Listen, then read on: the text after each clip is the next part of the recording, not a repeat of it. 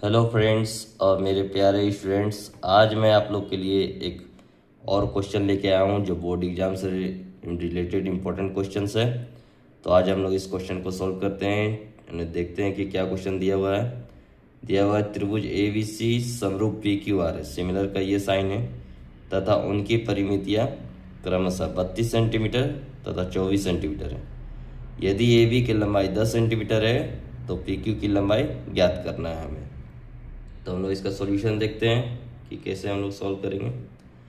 सबसे पहले हम लोग जान लेते हैं, पहले हम लोग चित्र बना लेते हैं।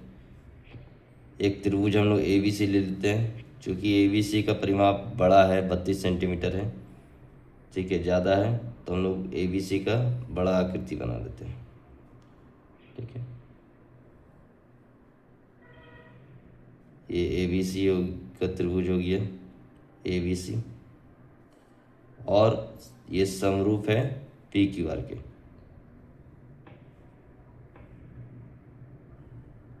ठीक है, PQR के।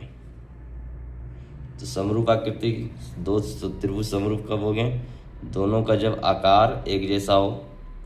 ठीक है, जब भी आकार एक जैसा होगा तो दोनों त्रिभुज समरूप त्रिभुज कहलाते हैं।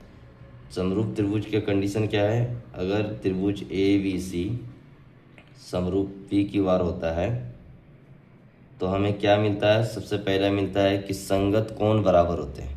तो यहाँ पर कोण A जो है किसके बराबर होगा? कोण P के बराबर होगा। कोण A इक्वल टू कोण P। कोण B किसके बराबर होगा?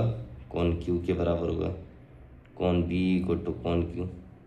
कोण C किसके बराबर होगा? कोण R के बराबर होगा। कोण C इक्वल टू कोण R। ठीक है, ABC समरूप PQR है तो संगत कोण बराबर होंगे। उसके बाद संगत भुजाओं के अनुपात भी क्या होते हैं? बराबर होते हैं।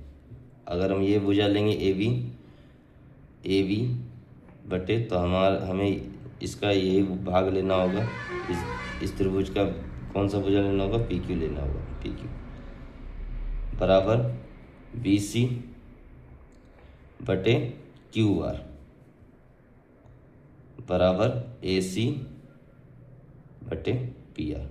तो संगत कोण बराबर होते हैं और संगत भुजाओं के अनुपात भी क्या होते हैं? बराबर होते हैं। करस्पॉन्डिंग एंगल्स और करस्पॉन्डिंग साइड्स। अब हम लोग यहाँ पर देखते हैं कि यदि अगर सभी अंश को हम लोग जोड़ देते हैं और सभी हर को नीचे जोड़ देते हैं तो हमें क्या मिलेगा कि AB बटे PQ बराबर हम लोग क्या लिख सकते हैं?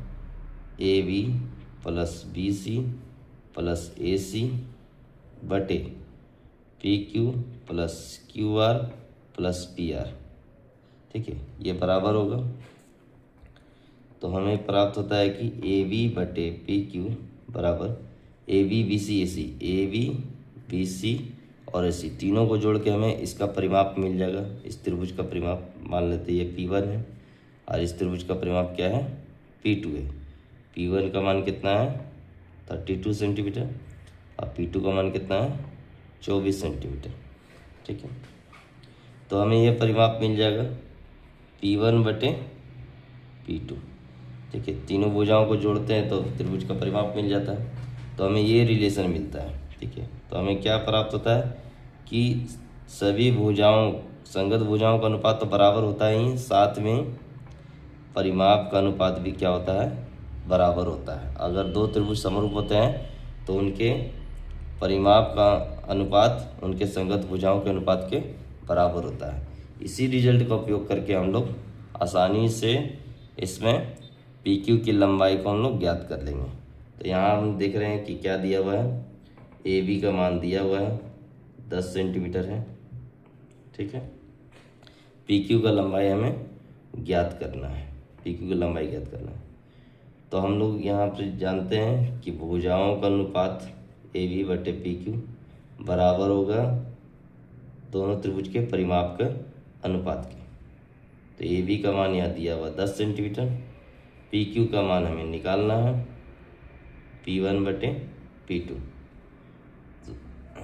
तो P1 और P2 का भी मान रख देंगे 10 बटे PQ इक्वल टू P1 का मान कितना है 32 सेंटीमीटर है और P2 का मान कितना है 24 सेंटीमीटर है। ठीक है, तो इसको सॉल्व कर लेंगे हम लोग। PQ बराबर क्या हो जाएगा, 24 को इधर गुना करेंगे तो 10 गुने 24 बटे 32। तो हम लोग यहाँ 24 और 8 32 को काट लेते हैं, 8 से 8 दिए 24, 8 चौके 32, 2 से यहाँ 10 कट रहा है 5 बार में और ये कट रहा है 2 बार में। तो यहाँ कितना आ जाएगा, 5 दिया 15 बटे 2। 15 को 2 से डिवाइड करेंगे तो हमारे पास कितना मान आएगा 7.5 सेंटीमीटर, 7.5।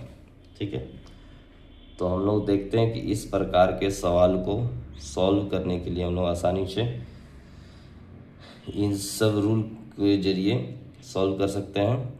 तो इस तरह का क्वेश्चन और आप लोगों को पाना है तो मेरे वीडियो को, चैनल को सब्सक्राइब करें और ज़्यादा से ज़्यादा लोगों को शेयर करें और सभी स्टूडेंट तक पहुंचाएं ताकि वो लोग भी इस वीडियो का लाभ ले सकें। Thank you so much.